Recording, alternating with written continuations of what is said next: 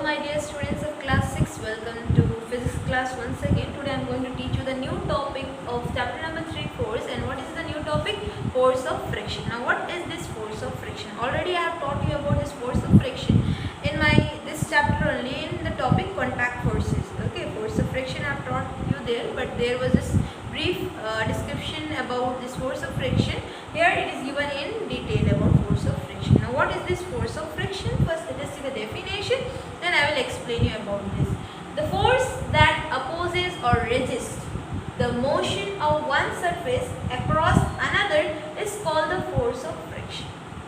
Okay, see here. Now you can say that this is a chalk. When this chalk is rolling on this, on my palm, so this palm, my palm is trying to oppose or is trying to resist, means what? To stop or to slow down its movement, okay, by applying the force in the opposite direction to stop the chalk or to slow down the speed of the chalk. That force which it is trying to oppose or which it is trying to resist, to slow or to to stop the object, okay, so what is that called? That force is called what? Friction. Okay, and that force is what called? Force of friction. That is what? Friction, and that force is called what? Force of friction. Okay, so let us see again the force that opposes or resists the motion. Okay, you have seen my chalk, the chalk was in motion. Okay, it was rolling on my palm. Okay, the the palm was trying to offer the what? Opposite force, that was force of friction, to stop the moving object or to slow down the moving object. Okay, the motion of one surface across another is called the force of friction. Okay, so this was about force of friction. This was the definition. Now let us see some characteristics of what? Force of friction. Okay, so some characteristics of friction are now given. First I have written point number 1. Okay, first characteristics I have written. So what is the first characteristic? Let us see. Friction always acts in the direction opposite to motion. Okay, so friction always acts in the direction opposite to the motion. Now for your example, see here that this is the ground. Okay, this is the ground and the ball is rolling on this ground.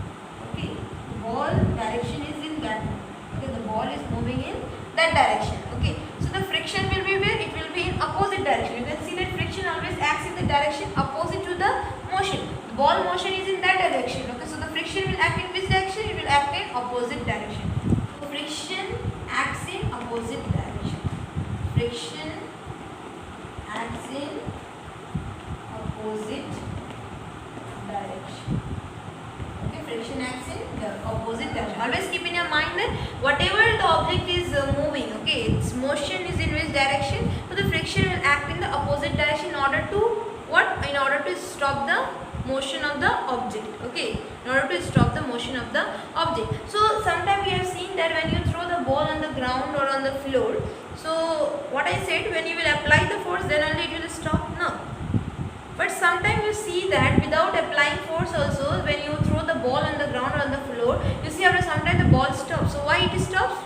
Because of the friction, because of the force of friction. The ground has opposed the what? Force, okay, to slow down or to stop the ball, and that force is called what? Force of friction. Okay, and friction is in which direction? Is in opposite direction. It stops the ball. Okay, so first characteristic, I think you have understood that friction always acts in the direction opposite to the motion. Okay, friction will always in the opposite direction.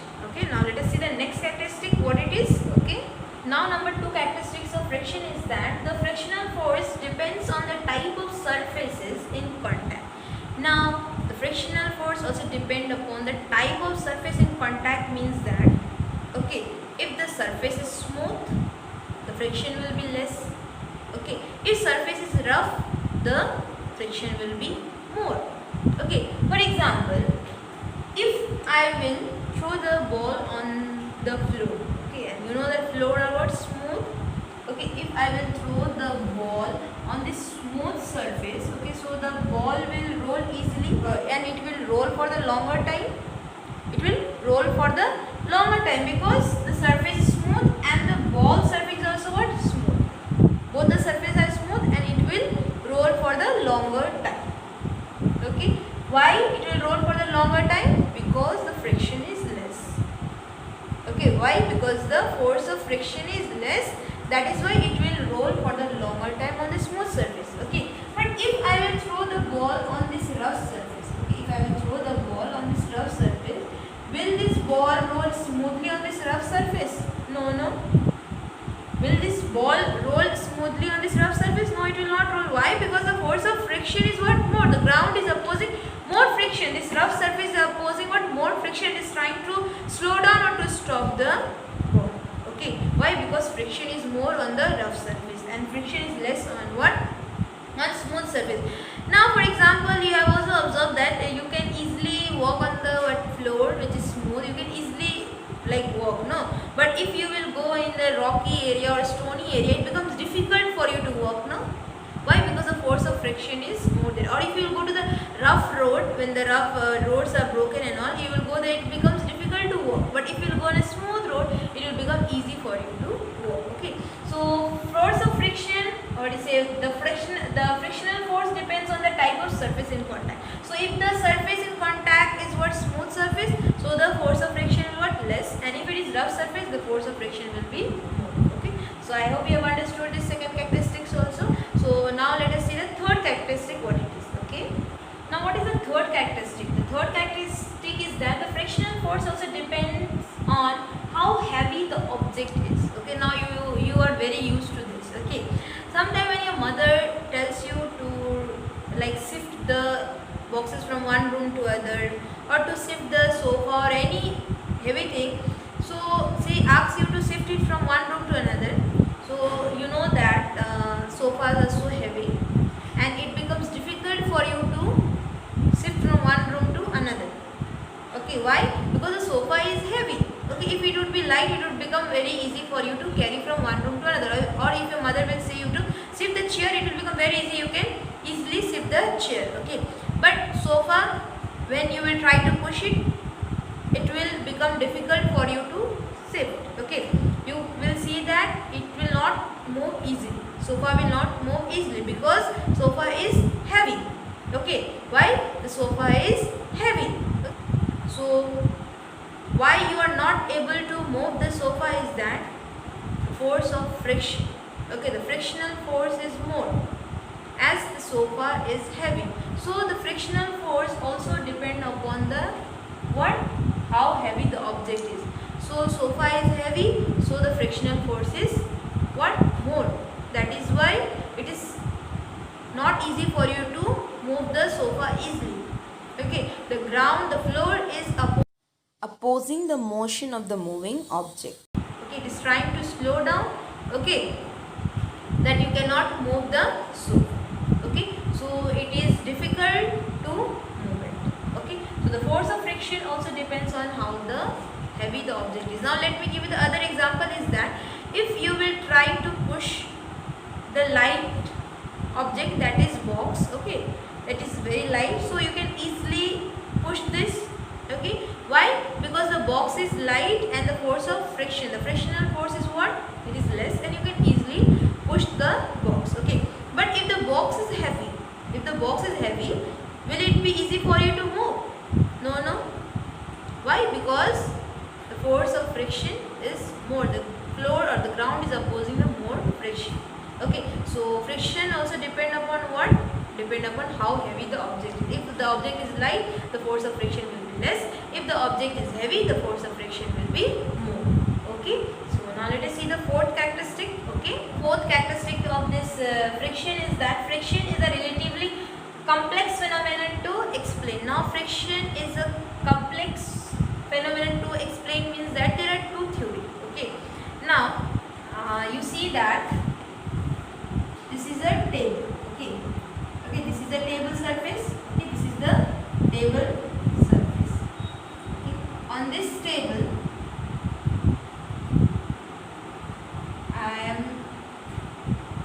what I am doing, I am sliding one box.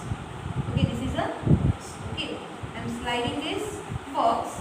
Okay, so you can see the surface smooth, the table surface is also smooth and the box surface is also smooth, but you see that it is smooth but it is quite rough also. Okay, the surface is quite rough. Okay, how it is that you will see it is quite rough. Okay, you see that it is smooth but it is rough. It has depression and elevation. What it has? It has depression and elevation. Okay, depression and elevations. Okay, depressions are there and elevations are there. Okay, so depression means the lower part. You can see here. Okay, that lower part is called what? This one is called depression. Okay, this lower part is called what? Depression, and this higher part, this one is called what? Elevation. This one is depression, this one is elevation. Okay, so the surface which we see is smooth, but it is quite rough. So it has depressions and elevation. Okay, it has depression and elevation. So this depression and elevation, okay, when we slide, what they do? They interlock each other. When we slide, okay, this depression and elevation, they interlock each other. Okay, and they try to what? They try to oppose the motion of the moving object. Okay, they try to resist. Okay, they try to offer the resistance. Now resistance means that it try to slow or it try to stop the moving object. Okay, so as we slide, okay, once as we slide this box, okay, on the table, or we can say that when one object slide over the other object, so this depression and elevation, they interlock each other. Okay, they interlock each other and they try to resist the motion of the moving object. Okay, so this was one theory about depression and elevation. Now there is a second theory about this. Know that every matter is made up of atoms and molecules. Okay, so every matters are made up of atoms and molecules. So when they slide, when this object slide on the other object, okay, so the atoms and molecules of this object and of this object, they try to what? They try to what? They try to pull each other. These atoms and molecules, they try to pull each other. Okay, because of electrostatic force. Okay, they try to pull each other. Okay, so they try to pull each other due to electrostatic force. Okay, so that is why when we try to slide the object, okay, on the surface, so they try to offer the what? Resistance to the motion of the object. They try to slow down or to stop the moving object. Okay, to stop the motion of the moving object. So that is why friction is a relatively complex phenomenon to explain. So I have said you the two theory. Okay, now the last characteristics, let us see. Okay, so what it is. Now the fifth characteristic is that friction produces heat. Okay, this means that, okay, when one surface rolls or when it is rubbed, what is there? Friction is produced. Okay, and because of this friction, what will be produced? Heat will be produced. Now see here, if you will rub your palm, okay, you try to rub your palm, what you feel? You feel heat, no? After some time your palm becomes heated. Okay, why? Because of friction. Why it is? Because of friction. So that is why it is given friction produces heat. You have seen that many machines, when it works for a longer time, it becomes heated. Why? Because of friction between the machine's part. Okay, because of the friction between them, it produces heat. Okay, because of friction. Okay, that is why the machine parts become heated. Okay, so friction produces heat. Okay, now friction is also produced when the object moves through air. Okay, friction is also produced when the object moves through air, and that is called what? Air resistance. That means air also try to resist. Okay, air also try to oppose the motion of the moving object. Okay, through the air. Okay, you have seen that when the car or any vehicles move on the road only, but it moves through the air only, no? Aeroplane and all, aeroplane moves in the air only. So air tries to oppose the motion of this moving object. Okay, when this vehicle will be in speed, in the high speed, so air resistance will be moved. Okay, air will try to oppose the motion of the moving object. Okay, now friction is even produced, okay, when the object moves through the water also. Okay, water also produce the friction. Okay, you have seen ship and boat moving through the water. So ship and boat, this all experience the friction. Okay, so this all was about force of friction, and these were the characteristics of friction. Okay. Now there is even a fact file. Okay, now what is given is that space shuttle, you know about that. When it go in that space shuttle, when it go in the outer space, it do not experience any friction.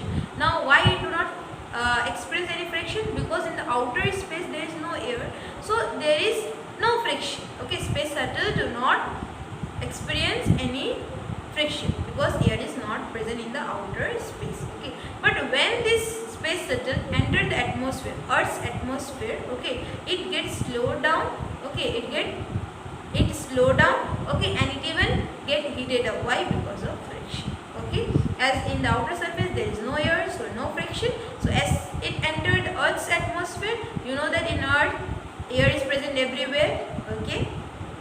So because of air resistance, it slow down and it is even heated, okay.